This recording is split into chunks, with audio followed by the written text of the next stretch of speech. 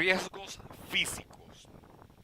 Se refiere a los niveles excesivos en el aire de radiaciones ionizantes y no ionizantes, ruidos y vibraciones, temperaturas extremas y presiones capaces de producir efectos adversos a la salud de los trabajadores expuestos. A continuación, describiremos lo que sería el ruido. Es importante destacar que el ruido comporta y las estadísticas corroboran esta afirmación: un riesgo permanente para la salud de los trabajadores. En la extensión e importancia de este factor de riesgo incide, entre otros, el incremento energético incorporado a las instalaciones de producción, potencia de máquinas y sus cada vez mayores dimensiones, volúmenes de materias primas, así como tamaños de los productos acabados, ritmos de trabajos incorporados y aparición de nuevas tecnologías.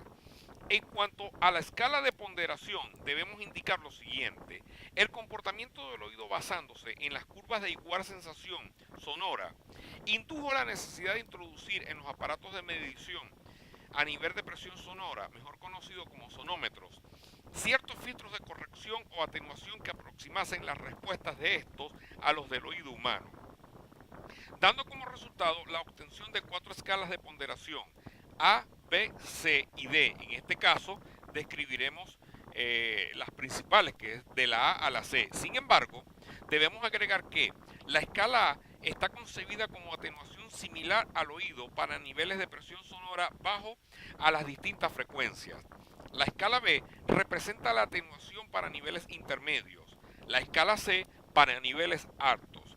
La escala D está concebida como atenuación para niveles de presión sonora muy por encima de 120 decibeles, valga la redundancia. Ahora bien, la escala A de ponderación atenúa de forma más importante para frecuencias bajas de 20 a 1000 Hz.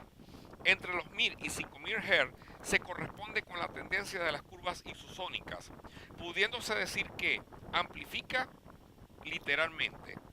Posteriormente, a partir de los 5000 Hz, vuelve a tener una atenuación significativa. De hecho, las escalas B y C se comportan de forma muy plana entre los 300 y 3000 Hz, siendo su incidencia de atenuación sobre el ruido casi nula. Ahora bien, aunque la escala A es la más utilizada por la mayoría de los organismos para efectuar mediciones, los intervalos de presión sonora en los que la respuesta se adopta más a la realidad son: escala A para decibeles menor de 55, escala B para 55 o 85 decibeles y escala C para mayor de 85 decibeles. Ahora bien, en cuanto a los límites de la audición, están entre 20 y 20.000 Hz. El sonido producido por debajo de los 20 Hz no audible constituye el espacio acústico de los infrasonidos. Seguidamente, si el sonido se emite en frecuencias superiores a los 20.000 Hz, se denomina ultrasonido. Ahora bien, ¿cómo podemos definir el sonido?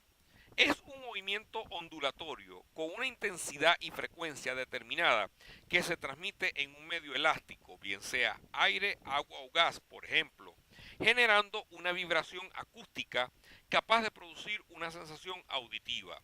En cuanto al ruido ocupacional, debemos decir que el ruido se define como un sonido no deseable que por su característica es capaz de producir daño a la salud y al bienestar de las personas. Cuando está referido a los lugares de trabajo se le denomina ruido ocupacional. Seguidamente definimos lo que es intensidad, el cual es el grado de energía de la onda sonora y se expresa en decibeles.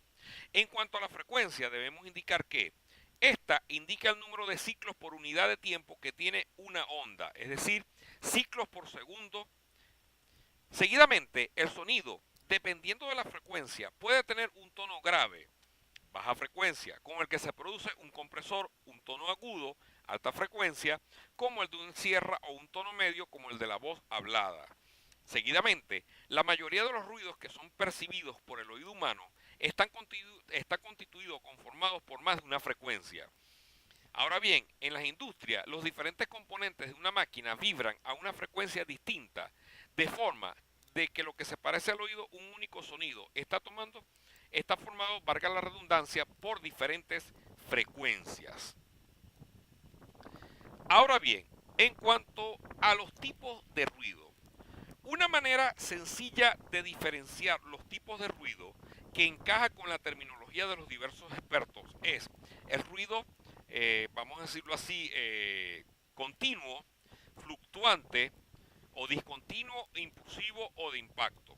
En cuanto al ruido constante o continuo, debemos decir que es aquel cuyo nivel sonoro es prácticamente constante durante todo el periodo de medición. Las diferencias entre los valores máximos y mínimos no exceden a 6 decibeles.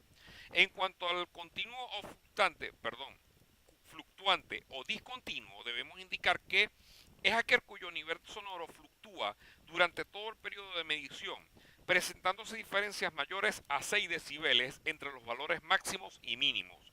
En cuanto al ruido del tipo impulsivo o impacto, son de corta duración, con niveles de alta intensidad que incrementan y decaen rápidamente en menos de un segundo.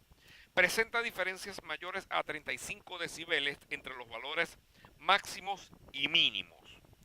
Es importante destacar que entre las principales instalaciones que pueden generar ruido están plantas compresoras de gas, estaciones de flujo, talleres de sandblasting, lanchas, patios de tanques, entre otros, así como equipos como bombas, extractores, compresores, ventiladores, entre otros. Es importante mencionar que el principal equipo de medición, como habíamos dicho anteriormente, es denominado sonómetro, dosímetro de ruido, entre otros. De acuerdo a los niveles permitidos por la legislación venezolana, están regidas bajo la norma COVENIN 1565 denominada ruido ocupacional, programa de conservación auditiva, niveles permisibles y criterios de evaluación. En cuanto a los principales efectos a la salud, podemos indicar que el ruido genera efectos auditivos, los cuales los ruidos del tipo impacto con un nivel sonoro superior a los 130 decibeles, que el cual se considera un valor pico, pueden generar en un solo instante o momento lesiones auditivas graves como rotura de tímpano. En cuanto a los efectos no auditivos, es importante agregar que estos generan efectos cardiovasculares como hipertensión arterial, arteriosclerosis y entre otros. Efectos digestivos al incrementar la acidez y úlceras gastroduodenales. Efectos respiratorios, incremento de la frecuencia respiratoria. En cuanto a los efectos visuales, genera alteraciones en el campo visual, genera mayor agudeza. Entre los efectos sobre el sistema nervioso general, causa trastornos del sueño, irritabilidad, cansancio, valga la redundancia, inapetencia sexual, entre otros.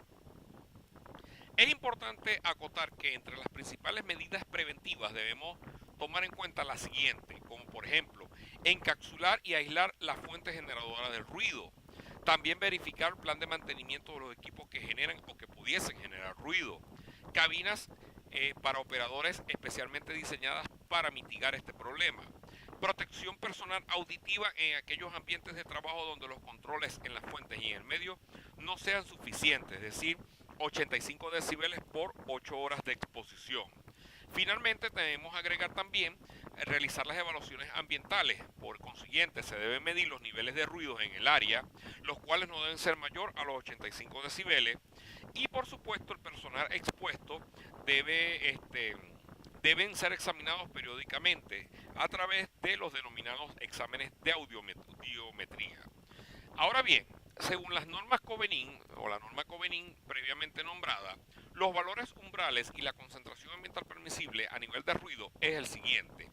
Para ruido continuo se soportan o se permiten 85 decibeles para 8 horas de exposición en un día de trabajo. Si el nivel de ruido se incrementa, por ejemplo a 90, 95, 100, 105 hasta llegar hasta 115, el tiempo de exposición va disminuyendo con el fin, por supuesto, de evitar cualquier lesión o efecto sobre el trabajador o trabajadora. En cuanto a ruido de impacto, por ejemplo, el número de impulsos o impactos por jornada de 8 horas es más básicamente 100. El nivel de presión sonora máximo sería de 140 decibeles y así sucesivamente vamos viendo en la siguiente recuadro. Entre los aspectos más importantes debemos agregar los niveles de exposición a ruidos o maquinaria. Por ejemplo, un equipo denominado martillo neumático o hidráulico genera niveles de ruido por el orden de los 103 a 113 decibeles, las sierras de precisión entre 88 y 102, cortadores de concreto entre 99 y 102, grúas 90-96, niveladoras 87-94, excavadoras de 84-93, entre otros. Bien, debemos indicar o debemos seguir en torno a los riesgos físicos. A continuación presentamos el denominado vibración o vibración ocupacional.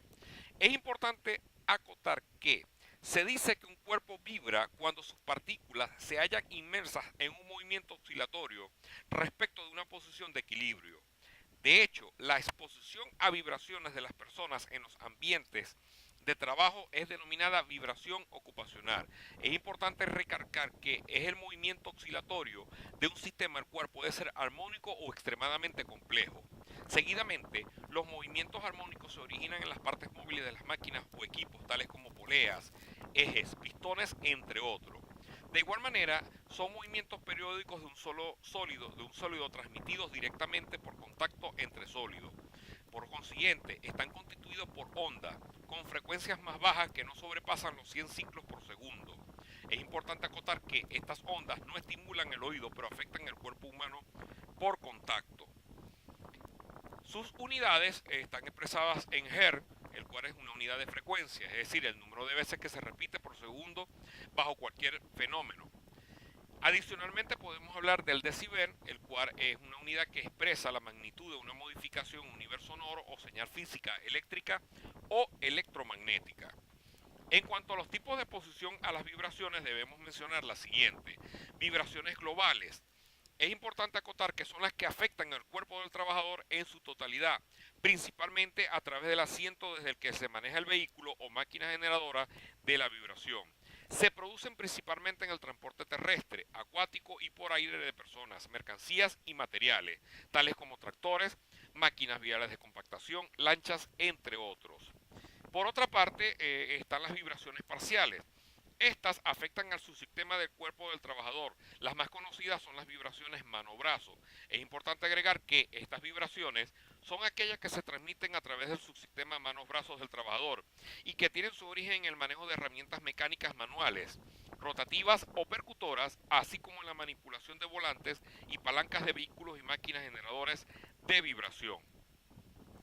En el siguiente recuadro se presentan los valores límites permisibles de las vibraciones DLB, en donde se puede observar la duración de la exposición diaria versus los valores cuadráticos medios dominantes. Por ejemplo, la duración de exposición entre 4 y 8 horas representa un valor cuadrático de 4 metros sobre segundos cuadrados, entre otros.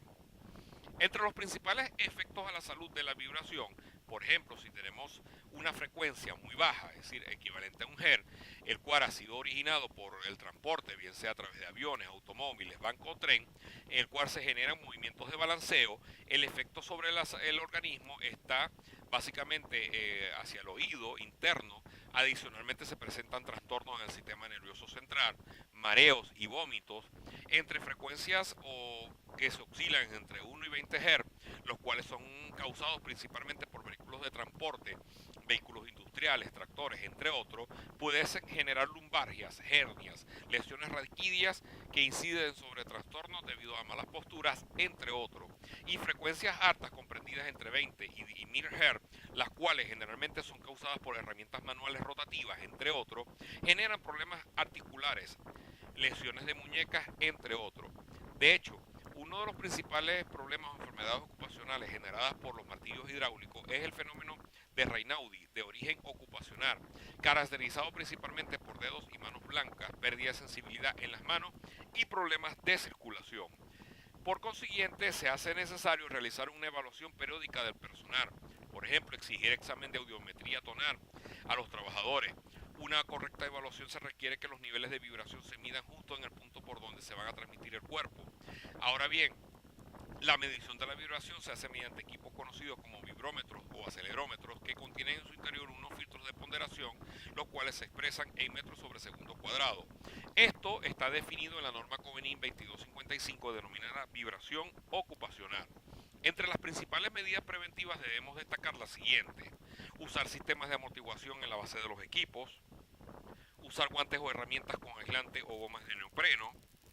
El aislamiento se produce cuando se interfiere la prolongación de la vibración con elementos elásticos, y eliminar las condiciones generadoras de vibraciones, es decir, disminuir tolerancias y horcuras, sustituir cojinetes dañados, disminuir desgaste de superficies y otros, por cuanto se consigue con un buen diseño y mantenimiento de los equipos.